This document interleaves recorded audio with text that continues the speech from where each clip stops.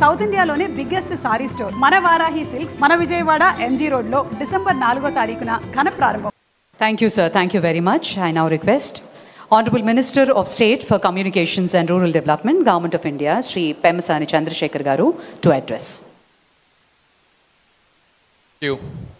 ఆంధ్రప్రదేశ్ ఆత్మస్థైర్యం అభివృద్ధికి శాశ్వత సంతకమైనటువంటి మాన్యశ్రీ ముఖ్యమంత్రి శ్రీ నారా చంద్రబాబు నాయుడు గారికి నిజాయితీ నిండిన స్వరం, అలసటి తెలియని అంకిత భావం, దేశ ఆర్థిక వ్యవస్థకు నిలువెత్తు కవచమైనటువంటి కేంద్ర ఆర్థిక శాఖ మొట్టమొదటి మహిళా మంత్రి అయినటువంటి శ్రీమతి నిర్మలా సీతారామన్ గారికి, నటనతో మొదలై నాయకుడిగా జనం మెచ్చిన సైనికుడిగా ఎదిగినటువంటి డిప్యూటీ సీఎం పవన్ కళ్యాణ్ గారికి, కష్టకాలాన్ని తనకు శిక్షణా సమయంగా మార్చుకొని విమర్శకులకు తన మెజారిటీతో సమాధానం ఇచ్చినటువంటి యువ నాయకులు శ్రీ నారా లోకేష్ గారికి, వేదికను అలంకరించినటువంటి ప్రియతమ మంత్రివర్యులకు, సహచర నాయకులకు, కార్యకర్తలకు, అమరావతి ప్రాంత ప్రజలకు, మీడియా మిత్రులకు, అదేవిధంగా దేశం నలుమూలల నుంచి విచ్చేసినటువంటి ఆర్థిక నిపుణులకు అందరికీ కూడా మనస్ఫూర్తిగా ధన్యవాదాలు తెలుపుతా ఉన్నాను. ఈరోజు ఒక అద్భుతమైన రోజు. ఆంధ్రప్రదేశ్ కోసం, అమరావతి కోసం, ప్రతి తెలుగు మనసు కలలుగన్న అభివృద్ధి కోసం జరుగుతున్నటువంటి ఈ ప్రారంభోత్సవం ఒక మహత్తర ఘట్టం. మన రాష్ట్ర అభివృద్ధికి బలమైన అడుగులుగా ఈ 15 కేంద్ర సంస్థలకు శంకుస్థాపన జరిగింది. అయితే ఇవి మన ఆంధ్రప్రదేశ్ ఆర్థిక భవిష్యత్తుకు వేస్తున్నటువంటి ఒక బలమైన పునాదులు. ఇలాంటి బృహత్తరమైన కార్యక్రమాన్ని ప్రారంభించేందుకు నిర్మలా సీతారామన్ గారి కంటే గొప్ప వ్యక్తులు మరొకరు ఉండరు అని నేను మనస్ఫూర్తిగా తెలియజేసుకుంటా ఉన్నా. ఎందుకంటే పుస్తకాలు అంటే ప్రాణం పెట్టిన తల్లి, సేవే జీవితమని నమ్మిన తండ్రి వద్ద పెరిగినటువంటి తమిళనాడు ముద్దుబిడ్డ, అదేవిధంగా మన తెలుగు నేల కూడా పరిచయమైనటువంటి మంచి మనిషి నిర్మలా సీతారామన్ గారు.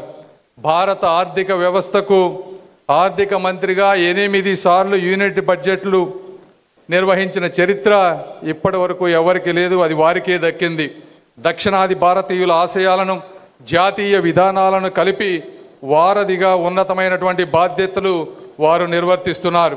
ఇప్పుడు ఒక్కసారి మీరు చరిత్రలోకి వెళ్తే 2000 ఈ సంవత్సరంలో 4వ అతిపెద్ద భారత ఆర్థిక వ్యవస్థగా మారటానికి ఏదో ఒక కాకతాళీయంగా జరిగినటువంటి పరిస్థితులు కాదు. ప్రధానమంత్రి మోదీ గారు కానీ, అదేవిధంగా నిర్మలా సీతారామన్ గారు లాంటి వ్యక్తులు ఒక దృఢ సంకల్పంతో చేసినటువంటి కఠోరమైనటువంటి కృషి వల్ల ఈరోజు భారత్ ఆర్థిక వ్యవస్థ ముందుకు వెళ్తూ ఉంది. 2014 సమయంలో యూపీఏ నుంచి వచ్చినప్పుడు పబ్లిక్ సెక్టర్ బ్యాంకుల్లో దాదాపుగా ఎన్పిఏలు వచ్చి 8% ఎన్పిఏలు 4 లక్షల కోట్ల అప్పుల్లో ఉంటే 4R రూపంలో అంటే రికగ్నిషన్, రిజల్యూషన్, రిఫార్మ్స్, రీక్యాపిటలైజేషన్తో అన్ని పబ్లిక్ సెక్టార్ బ్యాంక్స్ని 10 బ్యాంకుల్ని 4 బ్యాంకులుగా విలీనం చేసి ఈరోజు ఎన్పిఏలను 8% నుంచి 0.7%కు తగ్గించి 1,40,000 కోట్ల రూపాయల ఆదాయాన్ని పబ్లిక్ సెక్టార్ బ్యాంక్స్లో తీసుకొచ్చిన ఘనత శ్రీ నిర్మలా సీతారామన్ గారిదని మీ అందరికీ నేను తెలియజేసుకుంటా ఉన్నా. అదేవిధంగా ఆంధ్ర ప్రాంత ప్రజలు వేసినటువంటి ఓటు ఈరోజు కూటమి ప్రభుత్వం ద్వారా జిఎస్టీకి సపోర్ట్ చేసేటువంటి శక్తినిచ్చింది. జిఎస్టీ ద్వారా ప్రతి వ్యక్తికి ఈ రోజున ప్రతి పేద కుటుంబానికి దాదాపుగా 1,200 నుంచి 1,500 నెలకి, అంటే సంవత్సరానికి 20,000 రూపాయలు, 2 వీలర్ కొనుక్కునే వాళ్ళకి 10,000 రూపాయలు, కారు కొనుక్కునే వాళ్ళకి 80,000 రూపాయలు, ఇళ్ళు కట్టుకునే వాళ్ళకి 2 నుంచి 5 లక్షల రూపాయలు, అదేవిధంగా హెల్త్ ఇన్సూరెన్స్కి 0% జిఎస్టీ ట్యాక్స్ చేసి దేశం అంతా కూడా పేదవాడి మనసు గోచుకున్నటువంటి వ్యక్తి శ్రీ నిర్మలా సీతారామన్ గారు అని నేను మరొకసారి తెలియజేసుకుంటా ఉన్నాను. అదేవిధంగా నేను మా ప్రాంతంలో మా లోకేష్ గారు నేను వెళ్ళి ఎయిమ్స్లో స్టాఫ్ లేదంటే వెంటనే 540 ఉద్యోగాలు ఇచ్చి ఎయిమ్స్ మొత్తాన్ని కూడా మంచిగా చేసినటువంటి నిర్మలా సీతారామన్ గారికి మరొకసారి గుంటూరు ప్రాంత ప్రజల తరపున మనస్ఫూర్తిగా నేను అభినందనలు, ధన్యవాదాలు తెలుపుకుంటా ఉన్నాను. అదేవిధంగా ఇప్పుడు ఒక్కసారి అంటే నిర్మలా సీతారామన్ గారు నాకు కూడా వ్యక్తిగతంగా ఒక స్ఫూర్తి. అంటే ఒక బడ్జెట్ పెట్టాలంటే నేను 1 సంవత్సరం అయింది రాజకీయాల్లోకి వచ్చి, కేవలం మినిస్టర్ ఆఫ్ స్టేట్గానే జీవితం ఎంత కష్టం ఉంటుందో అనుభవిస్తూ ఉన్నా. ఈ విధంగా ఫైనాన్షియల్ బడ్జెట్ పెట్టిన వెంటనే నెక్స్ట్ ఇయర్ బడ్జెట్కి బడ్జెట్లు పెట్టలే, మార్కెట్లేమో సంస్కరణలు కోరుకుంటాయి, రైతులేమో ఇంకా రాయితీలు కావాలంటాయి, రాష్ట్రాలేమో ఇంకా ఎక్కువ వారి వాటా కావాలంటుంటారు, పార్లమెంటులో ప్రతిపక్షంలో ప్రతి వ్యక్తి ప్రతి రూపాయికి జవాబు చెప్పమంటారు. ఈ విధంగా గంటల తరబడి వర్క్ చేసి గంటల తరబడి పార్లమెంట్లో నిలబడి సమాధానాలు చెప్పి విధంగా చేయటం అంటే ఒక మామూలు విషయం కాదు. ఈ విధంగా వారు మహిళా స్ఫూర్తికే కాదు, మాలాంటి వారికి కూడా, కొత్తగా వచ్చిన వారికి కూడా నిజమైన స్ఫూర్తి అని నేను మనస్ఫూర్తిగా తెలియజేసుకుంటా ఉన్నాను. అదేవిధంగా ఈరోజు అమరావతి గురించి మాట్లాడాల్సి వస్తే, ఈ ల్యాండ్ పూలింగ్ కాన్సెప్ట్ అనేది ప్రపంచంలో 4 దేశాలు చేసినాయి. 1 జర్మనీ, 2 జపాన్, 3 సౌత్ కొరియా. ఇవి కూడా మ్యాక్సిమం చేసిన ల్యాండ్ పూలింగ్ 2000 ఎకరాల లోపు. రెండోది ల్యాండ్ పూలింగ్ చేసినప్పుడు ఆ ప్రాంతంలో ఉన్న వ్యక్తులందరినీ కూడా డిస్ప్లేస్ చేసి వేరే ప్రాంతానికి తీసుకువెళ్ళి ల్యాండ్ పూలింగ్ చేశారు.